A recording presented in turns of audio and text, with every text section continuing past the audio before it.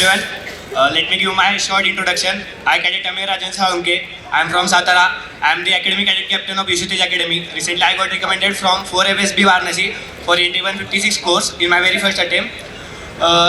Firstly, I am very thankful to Yeshutej Academy for giving me this stage to share my experiences, my memories, and to give advice to the future recommended candidates and their parents. The journey was full of ups and downs from coming first in the first test in the YTA to getting recommended in the first attempt. तर पहिल्यांदा NDA म्हणजे मला असं काही माहीत नव्हतं. जसे sir बोलले की माझी दिदी पहिल्यांदा NDA सोडी यशोदेज अकॅडमीमध्ये होते मुलींच्या पहिल्या बॅचला, त्यामुळे मला काही माहीत नव्हतं आणि तिला फक्त NDAबद्दल माहीत होतं. आणि नंतर सुप्रीम कोर्टाचा आदेश आला की मुलींसाठी पण NDAची दारे खुली झाली, तर तिला तेव्हा फक्त 1 महिना भेटला, पण त्यात ती काय करू शकली नाही आणि तेव्हा ती 1 महिन्यासाठी यशोदेज अकॅडमीमध्ये होते. नंतर तिच्यामुळे मला पण कळलं मी आत्ता जे काय माझी सक्सेस स्टोरी आहे त्याच्यासाठी मी मेन गुरु म्हणजे माझ्या बहिणीला मानतो की तिच्यामुळे मला हे सगळं कळलं. मी यशोदेज अकॅडमीमध्ये आलो, मला इतकं सगळं एक्सपोजर भेटला आणि ऑफकोर्स माय फॅमिली. मी खूप म्हणजे बॅकग्राऊंड म्हणजे माझे वडील शेतकरी आहेत, माझी आई होममेकर आहे आणि त्यांनी कधीच असं शिक्षणासाठी मला कधी हे नाही केलं. मी 6वी ते 10वी नवोदयमध्ये होतो, जिथं सगळं म्हणजे तुम्हाला माहीत नसेल तर नवोदय म्हणजे सर्व मोफत शिक्षण असते तिथं 6वी ते 12वी. म्हणजे मी SSBसाठी इंटरव्ह्यूला गेलेलो, तर तिथं जैन म्हणल्या मला बसल्या इंटरव्ह्यूने फर्स्ट क्वेश्चन विचारला, तो म्हणजे तू इतकं मोफतचं शिक्षण नवोदयमध्ये सोडून यशोदेज अकॅडमी का जॉईन केली. तर मनातल्या मनात तेव्हा म्हणलं जर यशोदेज अकॅडमी जॉईन नसती केली तर मी इथं तुमच्यापुढं पण नसतो. पण तेव्हा माझं क्लिअर होतं की यशोदेज अकॅडमी जॉईन केली त्याच्यामुळे मला जे एक्सपोजर भेटलं, मला जे एन्व्हायरमेंट भेटलं, जे कॉम्पिटिटिव्हनेस भेटली, म्हणजे दुसऱ्यापेक्षा कधी वर जायचं कधी खाली येणार. म्हणजे मी फर्स्ट टेस्टमध्ये फर्स्ट आलेलो, नंतर सेकंड टेस्टला मी 6th आलेलो. तर सिनियर्सने फुल माझा रगडा घेतलेला, पण तरी पण नशिबाने सिनियर्स पण खूप चांगले भेटले. म्हणजे ते रगडा घ्यायचे तरी पण आम्ही तोंडवर करून त्यांच्याकडे जायचं डाऊट विचारायला आणि ते डाऊट पण सॉल्व्ह करायचे.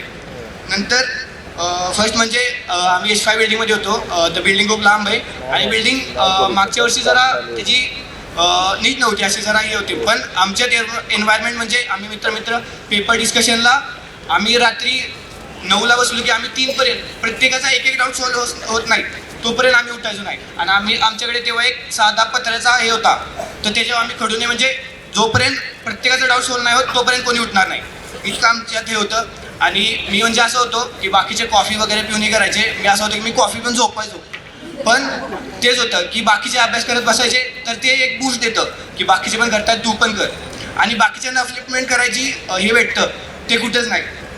नंतर म्हणजे गाडगे सर आल्यानंतर जी म्हणजे हे झालं, नंतर आम्ही हंटर बटालियन ही अकॅडमिक्स म्हणजे आम्ही विकली टेस्टमध्ये फुल टॉप होतो ज्युनियर टर्मला.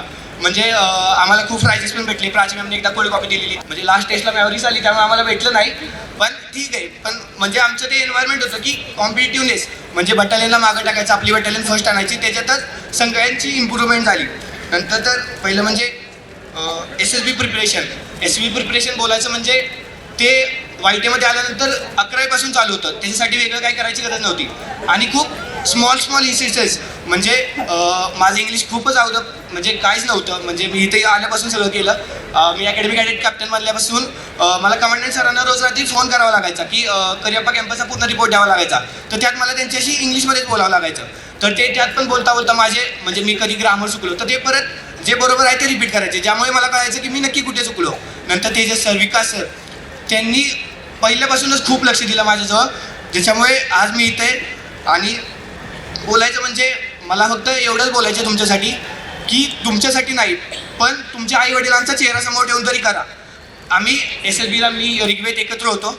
लास्ट दिवस आमचे 4 दिवस झालेले, लास्ट दिवशी आमचा कॉन्फरन्स होता. आदल्या दिवशी आम्ही असं होतो की आपण जेवढं करू शकत होतो तेवढं आपण केलं, आपण आपले 100% दिलं.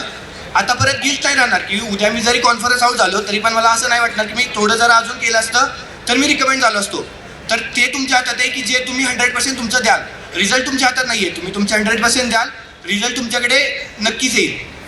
एवढंच मला बोलायचे. आणि फक्त लास्ट पॉईंट मला एवढाच ॲड करायचा होता की आज पॅरेंट्स आहेत की आजकाल आपण पाहिलं की पॅरेंट्स छोट्या गोष्टींसाठी म्हणजे कॉल करतात की मुलाचं हे झालं ते झालं.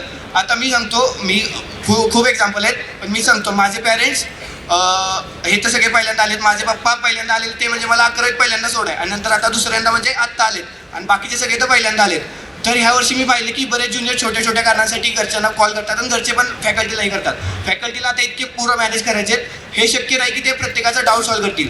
खरं तर मुलांनी त्यांचं हे केलं पाहिजे. आपण प्रॅक्टिकल नॉलेज म्हणजे ज्या त्या इन्स्टिट्यूटला कसंही होतो ते महत्त्वाचे. तुम्ही घरच्यांना हे करून काही उपयोग नाही. तर तुम्ही ओव्हर पॅम्परिंग जे असतं ते मुलांसाठी पण वाईट आहे. मुलांचा पण अकॅडमिकमध्ये म्हणजे त्यांचं पण लक्ष नाही लागणार आणि पॅरेंट्सला पण कुठेतरी कुरकुर होतं राहणार घरी की मुलांचं आपलं काय चालू आहे. तर मला एवढंच बोलायचे आणि धन्यवाद अँड थँक्यू.